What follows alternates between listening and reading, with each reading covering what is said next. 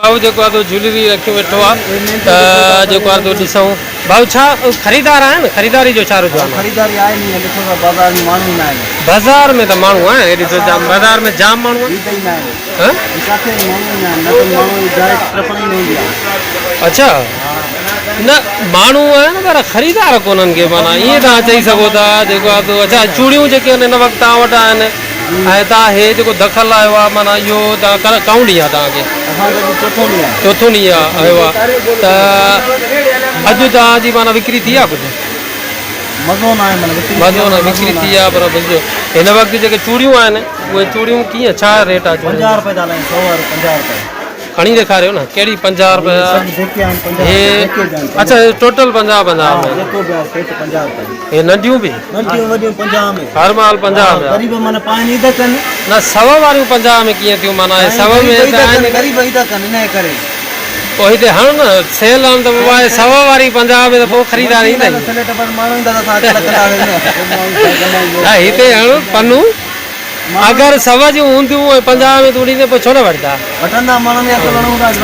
पुराणो माल बि लॻे थो मूंखे सेकंड हैंड माल आहे जेको आहे अॻिले साल में जेको बचो आहे का शाइनिंग नज़र नथी अचे मटीरियल में ॻाल्हि ॿुध ज्वेलरी जो सामान आहे जे मां ॾेखारियां केरु थो खपाए तूं हा घणे में थो खपाए हा 50 में ठीकु ये चश्मो घणे आहे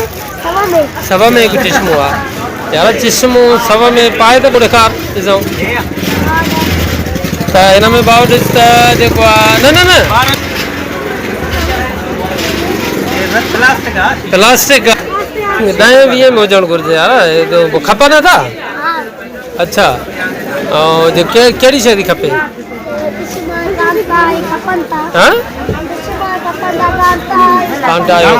महिरबानी करे इहो ॿुधायो त हिन वक़्तु ईद जी शॉपिंग जे हवाले सां छा रुझान आहे अल्हम्दुलिल्लाह तमामु बहितरीन कंदा सुठो रुझान आहे ख़रीदार आहिनि अल्हम्दुलिल्लाह बाक़ी दुकानदार त दाऊं था कनि न भाई कनि तव्हां को तावीज़ बावीज़ न ऐसा गुज़िरियल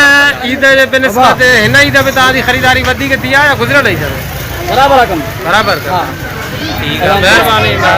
हे जेके आहिनि पुलिस एहलकार अलर्ट बीठा आहिनि शहर में अमन अमान जी फ़ज़ा खे बहाल करण जे हवाले सां ऐं कंहिं बि अणवणंदड़ वाक़े खे मोहर ॾियण जे हवाले सां हीअ बि जेको आहे तव्हां बि पुलिस एहलकार नई अपॉइंटमेंट आयो अच्छा कुल नई अपॉइंटमेंट तव्हांजी इहो टेस्ट आहे माना शहर में को बि अणवणंदड़ वाक़ियो न थियणु घुरिजे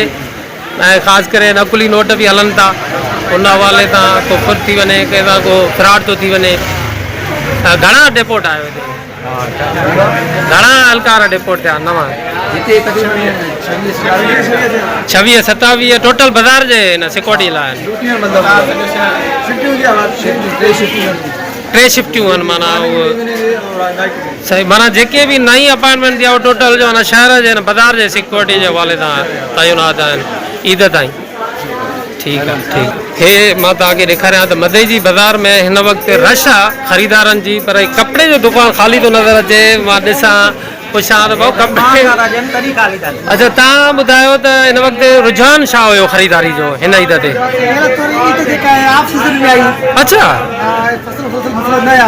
सही हा बिल्कुलु बि माना गुज़िरियल ईद जे निस्बत हीअ ईद तव्हां घटि लॻी आहे ख़रीदार घटि आहिनि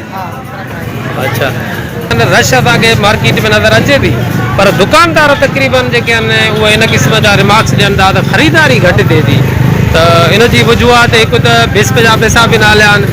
ऐं फ़सुल बि जेको आहे न हलियो आहे इहो ॿुधाइनि था पिया त फ़सुल बि हिन वक़्तु जेके दर्ज़ी हज़रात आहिनि उन्हनि खे बि थोरो ॾिसूं त दर्ज़ी हिन वक़्तु किथे आहिनि कहिड़ी पोज़ीशन में आहिनि मानी बि खाइनि था पिया त साईं हिन वक़्तु जेको ईद तव्हांखे हिन वक़्तु कीअं लॻी हीअ ईद हिन वक़्तु असांखे का बि जेको आहे मज़े में न आहे माना इहे जेको आहे माइक पाम अच्छा उन खां अलावा जेको आहे पंहिंजो बदमूनी सम्झी बाबा हुन हवाले सां धंधा कारोबार माना ॾाढो जेकॾहिं सोचूं था त जेका अॻिले साल वारी हुई